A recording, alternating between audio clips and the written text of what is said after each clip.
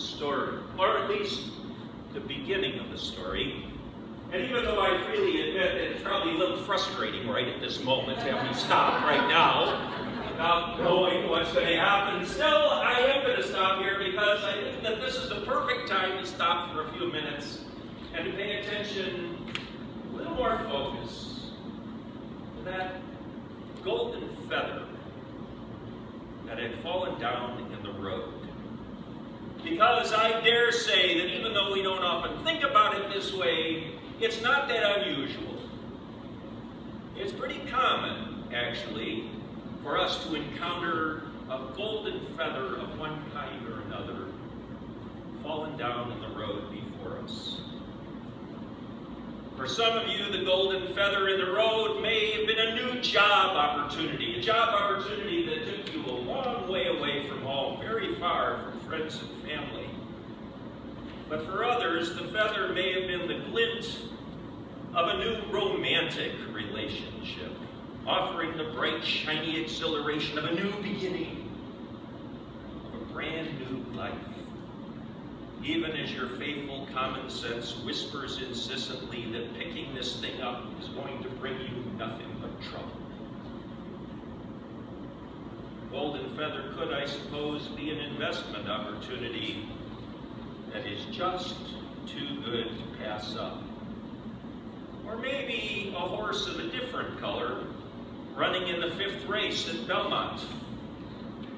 Or maybe a lottery ticket that has all of your own personal lucky numbers and the prospect of a vast reward a little further down the road. No, golden feathers in the path are not nearly as rare as they might seem. Or perhaps you might find one even here on a day like today, when you, Pastor Morris, or you, the people of St. Timothy Lutheran Church, may look into each other's eyes and see that glint in the dust. That golden opportunity, the chance of a lifetime, the hope of a new day and a fresh start, or maybe even the beginning of your golden age. Yet, maybe, just maybe, still wondering somewhere down in your innermost parts if you've really done the right thing. If you made the right choice to pick up the feather that has fallen in your respective paths, or if instead you should have just let it rest quietly right where it was. Because as we all know, all that glitters is not gold. And true gold doesn't always glitter. Today, Jesus' famous old tale presents us with a fallen object in the road that looks less like a golden feather than like a very ordinary lump of clay, just laying there on the side of the road, dust, seeming already to have returned to dust. So the first listeners of this old story would not have been at all surprised when the priest and the Levite decided that there was nothing there. Really, there was nothing over there on the far side of the road that was even worth crossing over to see, or certainly worth touching, or certainly worth picking up. It wasn't that they didn't feel sorry for the poor guy on the road. It's just that, well, the priest and the Levite were a little different than most people. They were holy men in service to the King of the universe with responsibilities and shining reputations. And if they had crossed over, and if they'd gotten a little too close, and if the man in the road really did turn out to be dead, it was going to be nothing but trouble. Because by the religious purity rules of the day, they would have been rendered unclean and unable to perform the sacred duties that everyone was depending upon them to perform. came along, as we know, a wealthy businessman. In this case, also a despised foreigner. Someone who had crossed the border that no one really wanted him crossing. When he approached, something strange happened. Even though he, of all people, really was different from the man in the road, somehow something happened. In our English translation, we are told that he felt pity, but this is really a mediocre translation. It doesn't really grab it. In the original Greek, St. Luke uses the word esplantiste, which literally means he was moved in his innermost parts. In other words, he didn't just pity the man before him in the road, he felt it. All of it. Everything that this guy had been through and was going through, he felt it right there with him. He actually felt that small quiver down in the depth of his being that told him that he was inseparably one. But this man that seemed so different, this man that common sense told him was dangerous. So he took the risk. He took the risk to pick up his unlikely golden feather, and in the process not only embrace the gold within his neighbor, but also discovered a golden feather deep within his own innermost parts. It's always a special challenge for me, frankly, to try to come up with something to preach about. These great old stories that are so comfortable, so familiar to our ears. It's a challenge because I know that merely by virtue of their familiarity, they have long since lost their edge. They've lost the glittering patina of their initial impact on the people hearing them for the first time, the surprise that they would have invoked in those who were listening to them. But still, it's a worthy challenge. Because truly there are few stories or teachings that could have more urgent importance now, right here, today, in this world of ours. In this world where Palestinians once again walk on one side of the road and Israelis walk on the other side with neither seeing anything over there that is even worth crossing the street to get a better look at. In this world where Republicans sit on one side of the aisle and Democrats sit on the other side, hurling endless insults and epithets and even obscenities at those sitting over there on the other side.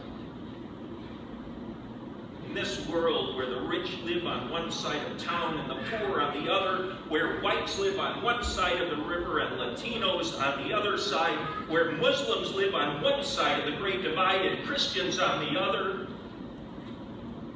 Now,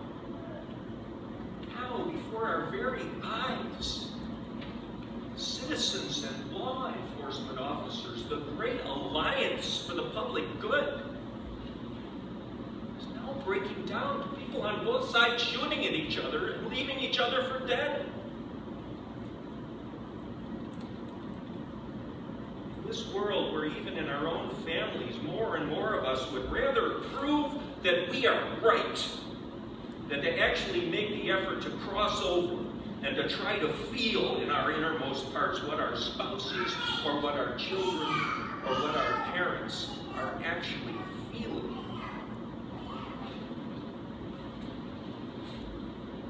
Friends, here, Jesus himself crosses over into this world all over again to lift up the children of a fallen humanity with the challenge and the promise of being a different kind of neighbor. Neighbors who are different by virtue of our ability to allow the things that make us different to dissolve into the boundless grace of the one who makes us one. We are the ones are the ones whom Christ has chosen and called to make the hard choice, the courageous choice, the precious choice to cross to the other side. Every single time. We are the ones who are called to look into the anguish of our neighbor's sadness, and then to feel trembling in the depth of our own innermost parts our places of grief or loss. We are the ones called to look into the blood-red eyes of our neighbor's rage, and to feel inside ourselves our own experiences of being ignored or disrespected or devalued or not taken seriously, our own feelings, not having a life that matters, our own frustration and fear and hopelessness that make us lash out at others because we just don't know what else to do. We are the ones called to look into the face of the neighbor who balances right now on the edge of death, and to feel in our innermost parts the unwelcome remembrance of our own inevitable return to the dust, even though we would all much prefer to turn away and just hightail it down the road. It's hard. It's really hard to be this kind of neighbor. And yet this, Pastor Morris, this, people of St. Timothy, this is precisely the feather, or perhaps the lump of clay, that has fallen into your path as you begin your work together. The feather that is waiting now for you to decide. To choose whether you are going to cross over and pick it up, or just leave it rest and walk by on the other side. And I'll warn you ahead of time, there's not much glitter in it. Not in this world. Not in a world where being right always seems to be more important being together. But when it does fall to you to respond to that which is so unexpectedly fallen into your path, you may rest assured that you are also going to discover a promise to be dusted off and then cherished forever. The promise from Christ's heart to yours that when you defy common sense just a little, when you actually risk the trouble, when you do reach out and touch the golden feather hiding within the lump of clay that is your neighbor, you will at the very same time be touching the golden feather that lives here, deep in your innermost parts. And in the gentle reunion of these two feathers, you might also discover the miracle of healing